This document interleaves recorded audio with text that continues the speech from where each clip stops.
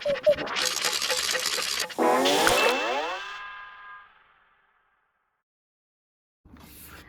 Everyone.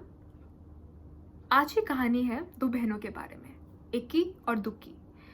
इक्की के sir पे सिर्फ एक बाल था और दुक्की दो बाल। दोनों बहनें अपने अम्मा और बाबा के साथ एक छोटे से घर में रहते थे। इक्की सबकी दोस्त थी और सब उसके दोस्त, मगर दुक्की ना तो उसका कोई दोस्त था और ना उसे कोई पसंद करता था। और वो सबसे बुरी थी इक्की के साथ। एक दिन दुक्की से परेशान होकर इक्की जंगल की तरफ चली गई। वहां चलते चलते वो जंगलों के बीच आ पहुंची जहाँ बिल्कुल सन्नाटा था।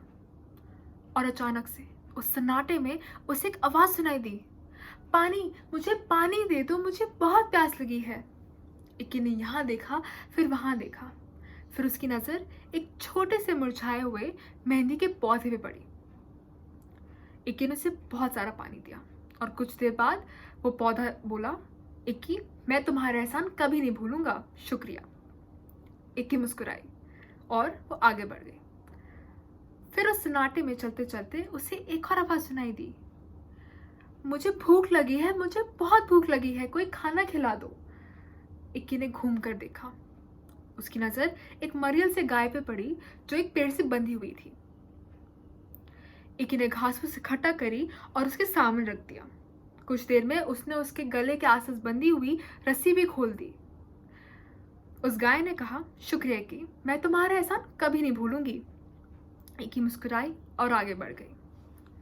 शाम होने ही लगी थी और इक्की थक सी रही थी। तभी उसकी नजर एक झोपड़ी पे पड़ी।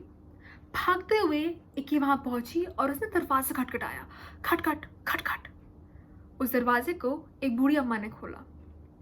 अम्मा ने देखते ही कहा, अरे बेटी, तुम आ गई, मैं तो तुम्हारे इंतजार कर रही थी। आओ अंदर आओ, नहाने का पानी तैयार है, बस तेल लगाना और नहाने चले जाना। इक्की ने समझाने की बड़ी कोशिश करी मगर वो मानी ही नहीं। फिर कैसे भी करके इक्की नहाने चली गई।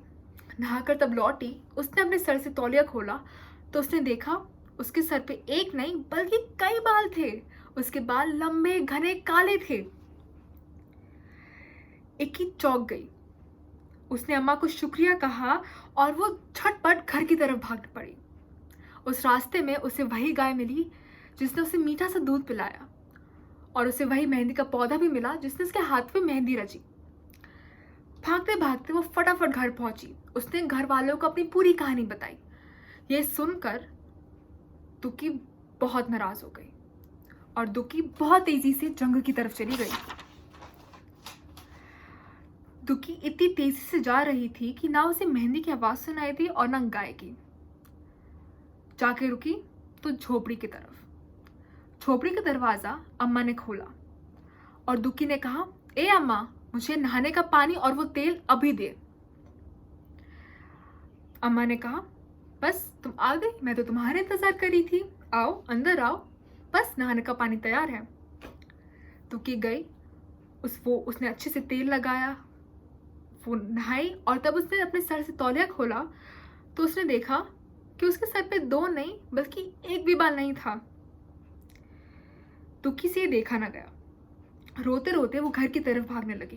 रास्ते में उसे वही गाय मिली जिसने उसे सींग मारी और उसे वही मेहंदी का पौधा दिखा जिसने उसे कांटे चुभाए। रोते हुए दुक्की घर की तरफ चली गई और जाके उससे अपनी गलती का एहसास हुआ। उसने इक्की से माफी मांगी और फिर दोनों बहनें खुशी खुशी रहने लगे।